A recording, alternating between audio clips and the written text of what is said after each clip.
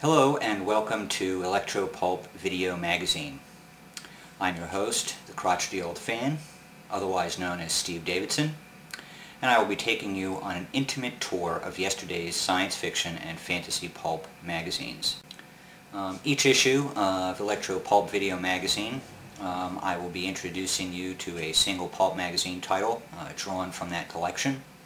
I'll go over a bit of its history, the publishers and the editors behind it, the authors and artists who appear within its pages, and I'll be illustrating this with images from both those magazines and from various other pieces collected around the web.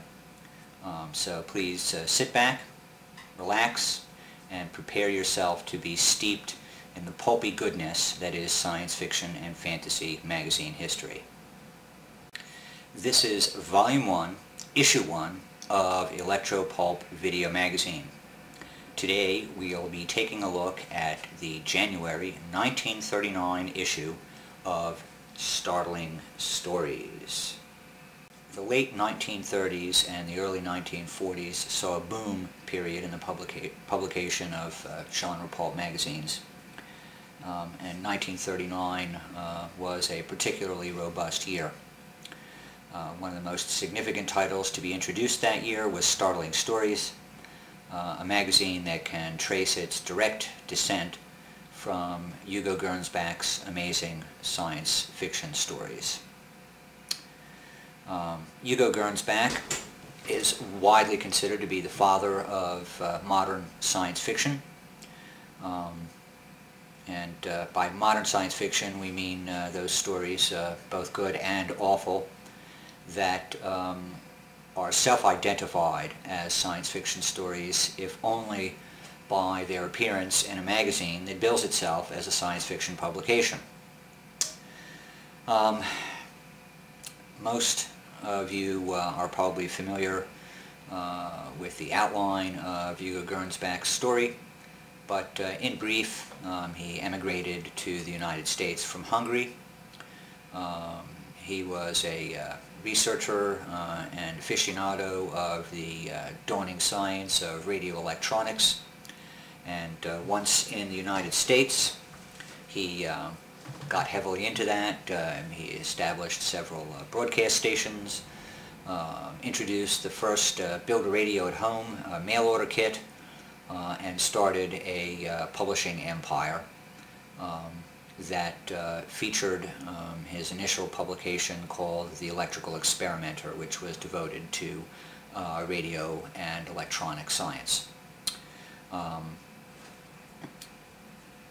Within the pages of Electrical Experimenter and its retitled Science and Invention, Hugo published short stories that featured the developments of technology. Gernsback saw this as a way of interesting his readers in future possibilities, and as a way of expanding the content of his magazines. On a couple of occasions he experimented with publishing complete issues filled with what was termed at the time scientifiction, a portmanteau word of science and fiction. These issues were very, very well received by his readership. By 1925, he'd done a couple of these issues. The response, as I said, was so enthusiastic that Hugo determined that it was time to bring out a magazine devoted entirely to such stories, which led to the introduction of Amazing Stories in April of 1926.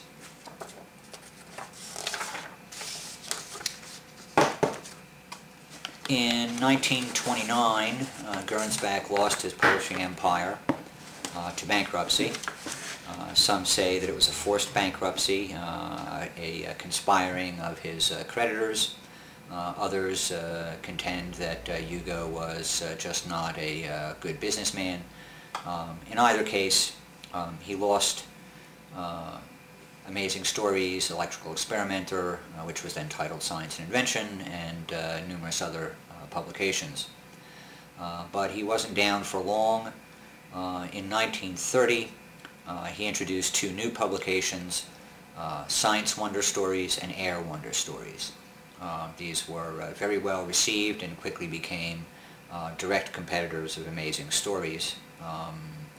The reason that he so quickly came back is probably due to the fact that he used the mailing list from Amazing Stories to generate initial subscriptions.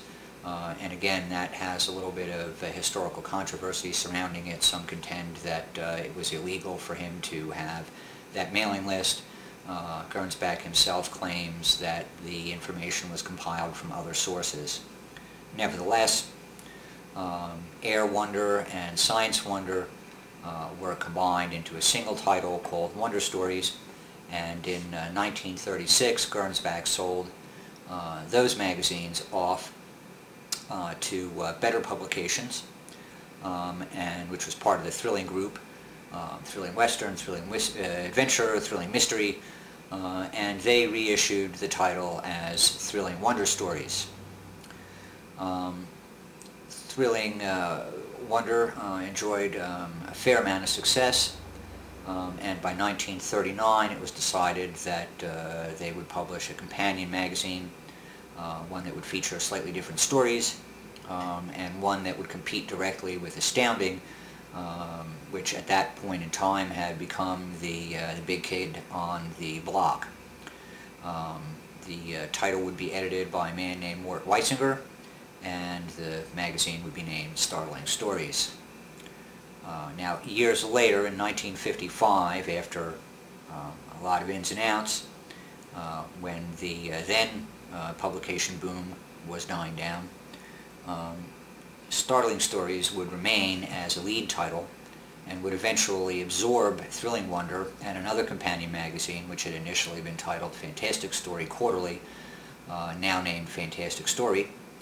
And the final title of these combined publications is probably the longest one in pulp history, and it is three great science fiction magazines in one: Startling Stories combined with Thrilling Wonder and Fantastic Stories. Only one other title, the third Gernsback incarnation and attempt at a science fiction magazine, Science Fiction Plus, can make a claim to such a direct descent from the original Amazing Stories.